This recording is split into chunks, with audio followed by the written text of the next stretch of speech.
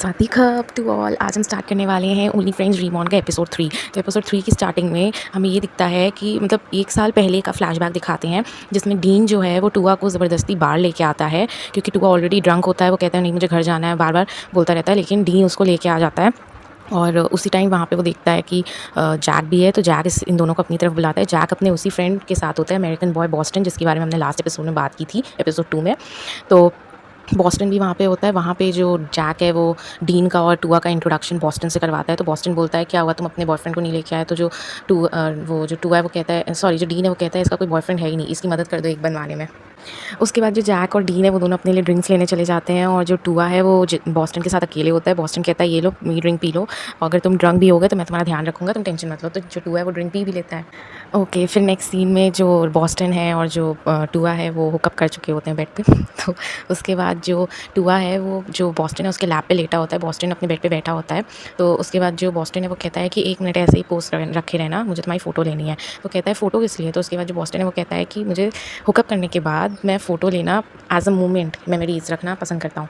तो जो टू है वो कहता है क्या तुम हर एक की फ़ोटो लेते हो ऐसे आफ्टर हुकअप? तो उसके बाद जो बॉस्टन है वो कहता है नहीं हर एक की नहीं, बस उन्हीं की जो मेरे लिए बहुत स्पेशल होते हैं।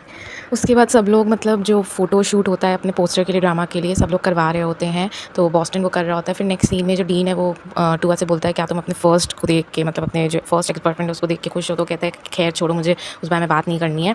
तो उसके बाद जो टू है वो बोलता है आखिर उस रात मुझे उस पार्टी में लेके गया कौन था? तुम ही गए थे ना? तो उसके बाद जो डीन है वो बोलता है कि हाँ मैं लेके गया था, लेकिन मैंने फ़ोर्स तुम्हें थोड़ी ना किया था कि तुम उसके साथ चले जाओ। तो उसके बाद वो कहता है हाँ हाँ छोड़ो, अब मैं ऐसा सोच लूँगा कि एक इंसिडेंट हुआ जिसकी वजह से मैं मतलब एक चाइल्डिश नेचर मेरा था, अब मैं ग्रो अप कर चुका हूँ। तो उसके बाद जो डीन है वो देखता है आर्नोल्ड वहाँ से आ रहा है ऊपर स्टेयर्स से उतर के। तो वो कहता है कि देखो टुआ, अगर तुम्हें अपने पास्ट को भुलाना है तो तुम्हें किसी न्यू के साथ शुरुआत करनी होगी। और वो आर्नोल्ड की तरफ इशारा करके बोलता है और वो रहा तुम्हारा न्यू वन। उसके बाद जो आर्नोल्ड है वो आता है अपनी ड्रेस चेंज करने। तो टुआ जो है वो उससे लास्ट किस जो हुई थी लास्ट नाइट उसके बारे में बात करता है। तो कहता है अरे ठीक है, उसके बारे में तो मैं कब का भूल चुका हूँ, क्योंकि मैं खुद ड्रंक था और तुम भी ड्रंक थे, तो इट्स ओके। तो उसके बाद जो टुआ है वो कहता है हाँ मैं तो सिर्फ तुम्हें टीज़ कर रहा था, पर चलो एक बात अच्छी है कि अब तुम्हें जो लव सीन्स करने होंगे ड्रामा में उसमें तुम्हें प्रॉब्लम नहीं होगी।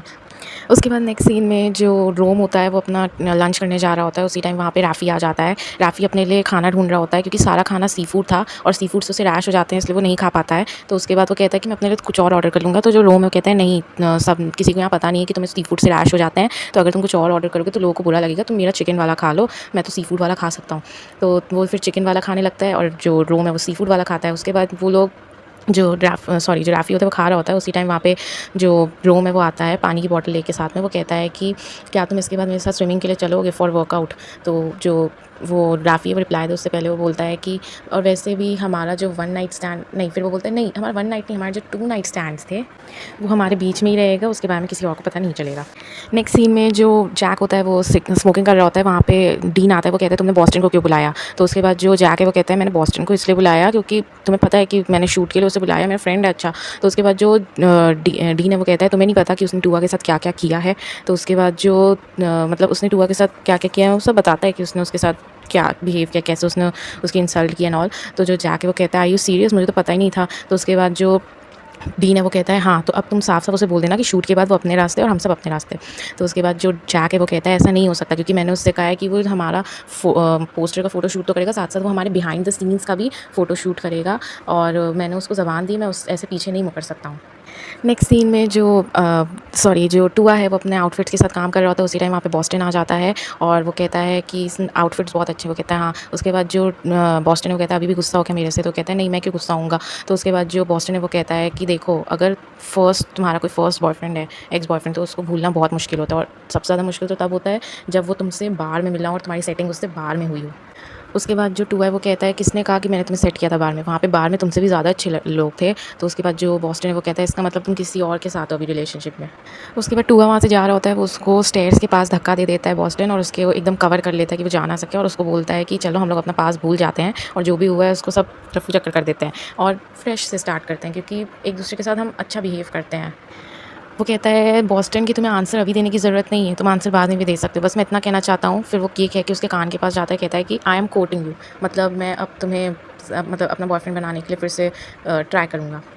ओके, सो नेक्स्ट सीन में जो बॉस्टन है वो टूआ के घर जाता है और टूआ कहते हैं यहाँ क्या करने आया हो? बॉस्टन कहता है मैं तुम्हें यहाँ देखने आया हूँ। फिर वहाँ पे आर्नोल्ड होता है जो बॉस्टन को हाय करता है, तो कहता है अरे टूआ तुम सॉरी अरे आर्नोल्ड तुम भी यहाँ पे हो? तो उसके बाद वो वहाँ पे जाता है उसके पास, तो कहता है तुम लोग क्या कर रहे हो यहाँ पे दोनों मिलके? तो कहते हैं हम लोग मूवी देख रहे हैं, ड्रिंक कर रहे हैं। तो वो कहता है बॉस्टन की तुम्हें बुरा लगेगा अगर मैं तुम लोग को जॉइन करूँ? तो कहते हैं नहीं नहीं, बुरा किस बात का, जॉइन कर सकते हो। उसके बाद जो बॉस्टन है वो आर्नोल्ड से बोलता है कि जब मैं तुम्हारी फ़ोटो शूट कर रहा था तो तुम्हारी मैं तुम्हें बताना भूल गया, तुम्हारी बॉडी का जो मतलब जो तुम्हारी बॉडी एकदम परफेक्ट शेप है, सब कुछ तुम्हारी बॉडी का, तुम्हारे ऊपर वो रोमियो के जो कपड़े थे, आउटफिट सब एकदम सूट कर रहे थे। मतलब तुम मुझे ऐसी वाइब देते हो जैसी न्यूयॉर्क के जो मॉडल्स थे जिनकी मैंने फ़ोटो शूट की थी वैसी। तो क्या तुम मेरे लिए मॉडल बनना पसंद करोगे? तो जो आर्नोल्ड है वो कहता है हाँ ज़रूर, क्यों नहीं, मैं बनूँगा। ओके, सो नेक्स्ट सीन में जो रोम है वो राफ़ी को अपने साथ एक पार्टी में लेके आता है। वहाँ पे वो डीजे का काम कर रहा होता है। तो जो राफ़ी वो कहता है कि तुम मतलब यहाँ पार्टी में क्यों ये डीजे का काम कर रहे हो? तुमको देख के तो ऐसा लगता नहीं कि तुम्हें पैसों की ज़रूरत है। तो उसके बाद जो रोम है वो कहता है मैं ये पैसों के लिए नहीं कर रहा हूँ, मैं ये एक्सपीरियंस के लिए कर रहा हूँ। तो वो कहता है कि अच्छा तुम ये एक्सपीरियंस के लिए कर रहे हो ताकि तुम आगे चल के बड़े-बड़े हाई एंड क्लब्स जो हैं उनमें तुम डीजे बन सको। तो कहता है नहीं, मैं ये इसलिए कर रहा हूँ ताकि मैं फेस्टिवल्स में डीजे का काम कर सकूँ और एक ना एक दिन देखना मैं टुमारोलैंड में डीजे बनूँगा। वहाँ पे जाके मैं अपने म्यूज़िक्स बजाऊँगा। तो उसके बाद वो कहता है वो तुम्हारे ड्रीम्स तो काफ़ी बड़े हैं। तो उसके बाद जो राफ़ी है वो कहता है कि ठीक है, अगर तुम ऐसा कर पाए, तुम टुमारोलैंड में जा पाए, डीजे बन पाए, तो मैं तुम्हारे लिए मतलब तुम्हारे लिए वहाँ पे टिकट्स खरीद के तुम्हारा शो देखने ज़रूर आऊँगा। तो उसके बाद जो राफ़ी वो कहता है तो तुम्हें अभी से बेहतर होगा कि तुम सेविंग करना स्टार्ट कर दो क्योंकि मैं ज़रूर जाऊँगा। उसके बाद जो राफ़ी वो देखता है वहाँ पे बास आ गया। बास मतलब एक लड़का है जो कि उसी पार्टी में आया था, इनवाइटेड था, और वो रोम को और राफ़ी को दोनों को बहुत अच्छे से जानता है। तो जो बास है वो कहता है कि तुमको यहाँ पे क्या रोम लेके आया है? तुम दोनों फ्रेंड से ज़्यादा हो क्या कुछ? तो जो राफ़ी वो कहता है नहीं, बट मैं ऐसे ही आया हूँ, हमसे फ्रेंड्स हैं। अच्छा मुझे ये पूछना था कि अगर मैं ऐसे डीजे टाइप के काम में इंटरेस्टेड हूँ तो मुझे क्या करना होगा ऐसे काम के लिए? तो उसके बाद जो राफ़ी है वो कहता है कि अगर मान लो कि मैं इसमें काम करना शुरू कर दूँ तो क्या मुझे उतनी सैलरी मिलेगी जितनी जेम्स डीन को मिलती है? तो कहता है तुम जेम्स डीन के साथ फ्रेंड हो? तो उसके बाद जो राफ़ी है वो कहता है कि अब हम मुझे नहीं पता कि मैं जिस जेम्स डीन की बात कर रहा हूँ और तुम जिसकी बात कर रहे हो वो दोनों सेम है कि नहीं। क्या तुम्हारे पास उसकी कोई फ़ोटो है? तो मेरे को समझ में आ पाएगा कि हम दोनों एक की बात करें या अलग-अलग की। और वो लड़का जो है वो उसको अचानक से कोई बुला लेता है, तो वो कहता है कि काम करो कि तुम ये मेरा फ़ोन लो और इसमें अपना कॉन्टैक्ट ऐड कर लो और उसके बाद मुझे फ़ोटो भेज दो उस लड़के की जिसकी बात तुम कर रहे हो। तो वो राफ़ी हम यहाँ पे हम सबको पता है, अब पता चल रहा है कि राफ़ी जो है वो एक्चुअली में अपने वो जॉब के लिए ये सब बात नहीं करने आया था। वो एक्चुअली में उसका फ़ोन लेना चाहता था ताकि वो डीन को फंसा सके। उसके उसके फ़ोन के अंदर डीन की एक वीडियो थी जिसमें डीन मतलब बॉयज़ के साथ एन्जॉय करता है, रैंडम बॉयज़ के साथ।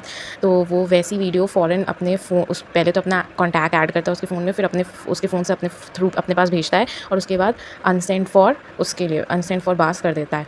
और नेक्स्ट सीन में सब के सब ड्रामा वाले इकट्ठे होते हैं, सब लोग मतलब बातें कर रहे होते हैं, डिस्कशंस चल रहा होता है। उसी टाइम जो राफ़ी है उस वीडियो को पूरे ग्रुप में सर्कुलेट कर देता है और सब लोग डीन की तरफ मुँह उठा के देखते रहते हैं। जो जैक, टूआ और टिमी होते हैं उन लोगों को उस वीडियो के बारे में सब कुछ पता होता है। तो वो बाकी सबसे कहते हैं कि तुम लोग फ्री हो, आज ये जो डिस्कशन था हम इसे रीशेड्यूल करेंगे, तुम लोग जा सकते हो। और जो टूआ है वो आर्नोल्ड से कहता है कि हम लोग बाद में बात करेंगे, अभी तुम चले जाओ। तो उसके बाद जो राफ़ी है वो जा रहा होता है, लेकिन वो देख रहा होता है कि मतलब उन सब के बीच में किसी चीज़ को लेके, उसी टॉपिक को लेके जो वीडियो वायरल हुई है उसके बीच में डिस्कशन हो रहा है। सब लोग बोलते हैं आखिर ये वीडियो के बारे में हमारे अलावा तो और किसी को पता ही नहीं था। टिमी बोलता है क्या तुमने ड्रंक थे तो किसी को ये बताया था इस बारे में? तो कहता है नहीं, मैंने किसी को नहीं बताया। टूआ जो है वो कहता है कि ये किसी फेक अकाउंट के थ्रू हमारे ग्रुप्स में सर्कुलेट किया गया है, तो तुम पक्का है कि तुम्हें कोई टारगेट कर रहा है। उसके बाद नेक्स्ट सीन में जो टूआ और आर्नोल्ड होते हैं वो साथ में होते हैं और आर्नोल्ड जो टूआ है वो अपने फर्स्ट केस के बारे में मतलब अपने फर्स्ट बॉयफ्रेंड के बारे में, बॉस्टन के बारे में सब कुछ उससे बता देता है कि उसने कैसे उसको घोस्ट किया। वो चाहता था कि वो मतलब हमारी उसकी जो फीलिंग्स हैं मतलब जो सोल है उससे जुड़े बॉस्टन, लेकिन वो कुछ और ही चाहता था, तो इसलिए वो उसको छोड़ना चाहता था। और यहाँ तक कि बॉस्टन ने भी किसी और को लाइक करना शुरू कर दिया था और उसके साथ मतलब जो रिलेशनशिप था उसका कट ऑफ करने लग गया था। तो उसके बाद वो कहता है वो मेरी बदकिस्मती है कि अब वो फिर से हमारे साथ इस प्रोजेक्ट में आके जुड़ गया है, लेकिन अब मेरे पास बिल्कुल भी उसके लिए कोई भी फीलिंग्स नहीं है। आर्नोल्ड जो है वो कहता है कि बॉस्टन जैसा लड़का तुम्हें डिज़र्व ही नहीं करता है, उसके ऊपर तो उसके सर पे तो एक्स एनिमी का लेबल लगा देना चाहिए। जो रोम है वो नेक्स्ट सीन में देखते हैं कि राफ़ी के पास पहुंचता है। राफ़ी स्मोकिंग कर रहा होता है, उसकी सिगरेट गिरा के फेंक देता है और कहता है वो तुम थे ना जिसने बास के फ़ोन से वो वीडियो निकाली और सर्कुलेट की है सबको आज? तो कहता है मैं ऐसा क्यों करूँगा। वो पूरी कोशिश करता है राफ़ी कि वो उसको मना के रखें कि जो राफ़ी है उसने वो वीडियो डिलीट नहीं की है, क्योंकि उस वीडियो के बारे में और भी बाकियों को पता था, टिमी, टूआ, जैक, कोई भी कर सकता है। तो जो राफ़ी है वो कहता है ठीक है, अब तक मैं अपने आप को बेवकूफ़ बनाता आ रहा था, लेकिन बस अब तुम्हें मेरे से तो और कुछ नहीं मिलने वाला। तो उसके बाद जो राफ़ी है वो कहता है तो ठीक है अब मैं चलता हूँ, और वैसे भी जैक को अभी कंफर्ट की ज़रूरत है। तो उसके बाद जो रोम है वो कहता है कि कोई फ़ायदा नहीं है ये सब करने का। तो उसके बाद जो राफ़ी है वो कहता है देखते हैं कि इस बार मैं पॉइंट स्कोर कर पाता हूँ कि नहीं, ये कह के वहाँ से चला जाता है। जो जैक होता है वो जाता है मनाने डीन को, क्योंकि जैसे ही हमें पता चलता है कि वीडियो लीक हुई है सब लोग वहाँ से चले जाते हैं, क्योंकि टिमी कहता है कि हम मीटिंग रीशेड्यूल करेंगे। जैक के और उसके बीच में, डीन के बीच में बहुत लड़ाई होती है भयंकर वाली, क्योंकि जो जैक है जो डीन है वो जैक पे इल्ज़ाम लगाता है कि वो तुम ही हो जिसने वीडियो वायरल की है ना मेरे से बदला लेने के लिए, क्योंकि तुम्हें मेरी ये वाली जॉब बिल्कुल पसंद ही नहीं थी। तो उसके बाद जो जैक है वो कहता है तुम सोच भी रही हो तुम क्या बोल रहे हो, मुझे माना मुझे पसंद नहीं थी जॉब, लेकिन मैंने तुम्हारी वीडियो नहीं फैलाई है। और ये बात हाँ सही है कि तुम ही थे वो जो मतलब मेरे इतना मना करने के बाद भी कि उस लड़के से बात थे जॉब्स मत लेना और मत लेना, लेकिन तुम फिर भी मेरे पीठ पीछे उससे कांटेक्ट करते थे और जॉब्स लेते थे। तो ये चीज़ मुझे बिल्कुल नहीं पसंद। इस चीज़ को लेके उनके बीच में इतनी भयंकर लड़ाई शुरू हो गई, तो वो कहने लग गया डीन की मेरे पास फाइनेंशियल प्रॉब्लम्स थी, तुम्हारे पास नहीं है फाइनेंशियल प्रॉब्लम्स, मुझे फेस करना था ये सब, मुझे पैसों की ज़रूरत थी इसलिए मुझे करना पड़ा, तुम्हारे पास तो चॉइसेस थी मेरे पास नहीं है। तो उसके बाद जो जाके वो कहता है कि हर किसी के पास चॉइसेस होती हैं। तो इसी लड़ाई को वापस सॉर्ट आउट करने वो डीन के पास गया उससे बात करने। लास्ट में वो दोनों मतलब जो डीन है वो मान भी गया, और डीन और जैक के बीच में फिर किस भी हुई। जो जैक है फिर वो जो डीन है वो गले लग के जैक के बहुत रोता है, बहुत ज़्यादा। तो उसके बाद जो जैक है वो कहता है मैंने तुम्हें आज तक ऐसे रोते हुए कभी नहीं देखा, कभी कभार ना अपने आप को थोड़ा लूज़ छोड़ दिया करो, कभी कभार अपने आप को वीक कर दिया करो और ऐसे रो लिया करो, क्योंकि उससे मन जो होता है वो हल्का हो जाता है, और अगर ऐसा तुम करोगे तो ये तुम्हें मार नहीं देगा। ओके, तो फिर वो दोनों फिर से किस करना स्टार्ट कर देते हैं, और उसी टाइम वहाँ राफ़ी आ जाता है और राफ़ी वो चीज़ देख लेता है, उसे बहुत दुख होता है। फिर वो वहाँ से चला जाता है, और यहाँ पे ये एपिसोड फिनिश होता है। Thank you for watching, bye bye.